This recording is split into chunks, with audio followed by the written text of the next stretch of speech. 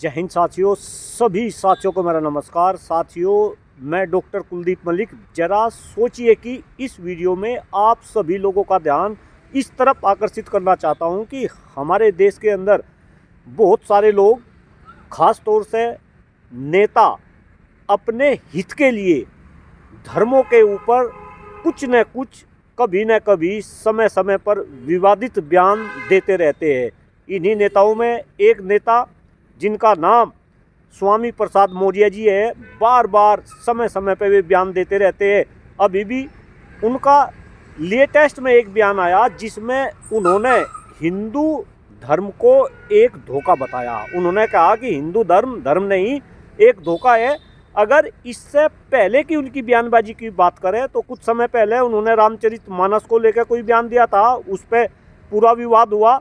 उसके बाद अयोध्या के अंदर राम मंदिर की जो रामलला है उसमें प्राण प्रतिष्ठा को लेकर भी मौर्य जी ने एक विवादित बयान दिया था, वो भी मीडिया की सुर्खियों में रहा। फिर दीपावली पर उन्होंने जो है माता लक्ष्मी के बारे में एक विवादित बयान दिया था, वो भी जो है उस सुर्खियों में रहा। उसमें भी जो है मीडिया में जो है खूब सुर्खियों बटोरी। और अब ये विवादित बयान आपके सामने।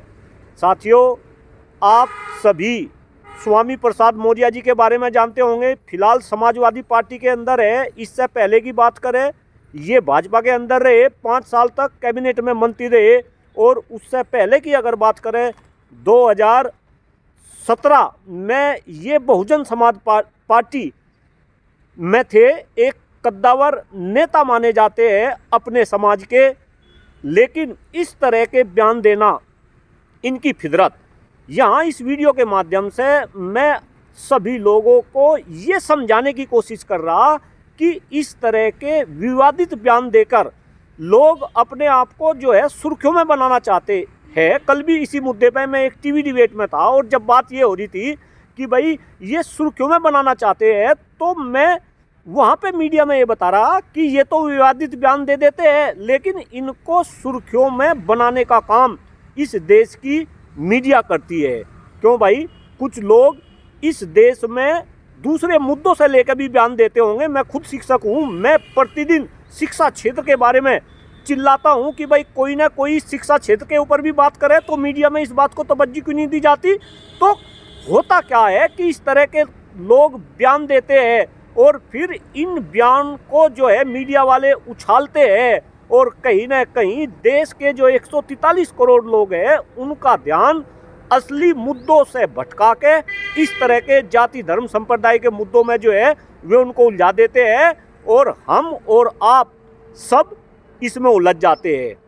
मैं इस बात को कह रहा कि किसी भी इंसान को किसी के धर्म के ऊपर कोई विवादित बयान देने का कोई हक नहीं। और ख़ास तौर से इस देश के अंदर आज केंद्र में आदरणीय प्रधानमंत्री नरेंद्र मोदी जी के नेतृत्व में भारतीय जनता पार्टी की सरकार है।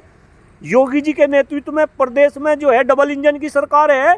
और भारतीय जनता पार्टी की सरकार हिंदूवादी सरकार है, हिंदुओं के पक्ष वाली सरकार है। लेकिन फिर भी हिंदू धर्म को लेकर इस तरीके की बयानबाजी क्यों भाई, ये आम जनता को सोचना पड़ेगा।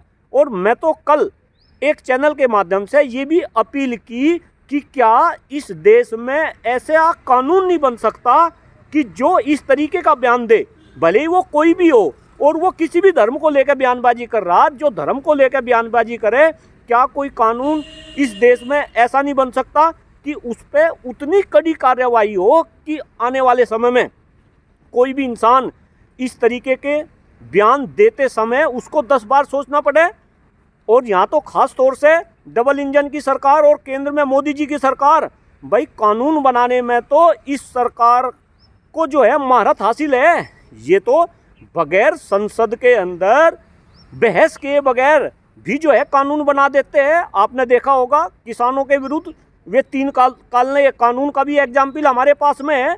अभी भी अगर हम वर्तमान संसद के सत्र को देखें तो यहाँ पे भी 3 कानून बनाए गए और वो भी 140 से ज़्यादा संसद सस्पेंड करने के बाद, यानी कि संसद भले ही हो या ना हो, लेकिन ये कानून बनाने में एक्सपर्ट है। जब ये सरकार कानून बनाने में एक्सपर्ट है क्यों भाई, ये ऐसा कानून क्यों नहीं बनाती कि कोई इंसान अगर इस तरीके की बयानबाजी दे उसके खिलाफ हम जो है कठोर से कठोर कार्रवाई कर सके और भविष्य में वो इंसान प्रेरणा का स्रोत बन सके दूसरे लोगों के लिए कि कभी भी कोई इस देश के अंदर धर्म के ऊपर कोई बयानबाजी ना कर सके। लेकिन यहाँ समझने वाली बात यह है कि कहीं ना कहीं सरकार भी ऐसा कानून बनाना नहीं चाहती। अगर इस तरीके का कानून बन जाएगा तो फिर जो धार्मिक बयान देके जो सरकार के लोगों को फायदा हो रहा या दूसरी पार्टियों के लोगों को फायदा हो रहा, फिर उस तरीके का फायदा उन लोगों को नहीं मिल सकेगा और राजनीति के अंदर फिर धर्म की बात ना होकर दूसरे मुद्दों की बात होने लगेगी, शिक्षा की बात होने लगेगी, स्वास्थ्य की बात होने लगेगी, खराब होते हुए पर्यावरण की बात होने लगेगी, राजनीति में अपराधीकरण की बात होने लगेगी, भ्रष्टाचार की बात होने लगेगी, महंगाई की बात होने लगेगी, युवाओं की बात होने लगेगी, जो है बेरोजगारी की बात होने लगेगी, किसानों की बात होने लगेगी।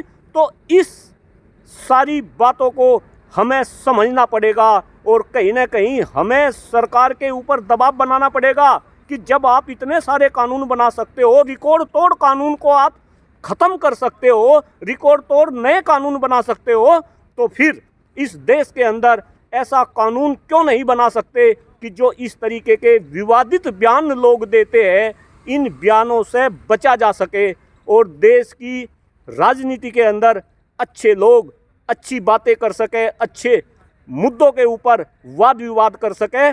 शायद तभी इस देश का भला होगा, आपका भला होगा, हम सभी का भला होगा। इस आशा के साथ इस वीडियो के माध्यम से आप इस बात के विषय में अवश्य सोचेंगे और सरकार के ऊपर ये दबाव डालेंगे कि सरकार इस तरीके का कानून जल्द से जल्द बनाए। आप सभी का बहुत बहुत आभार, बहुत बहुत धन्यवाद। जय हिंद, जय भारत, भारत माता की जय। Thank you.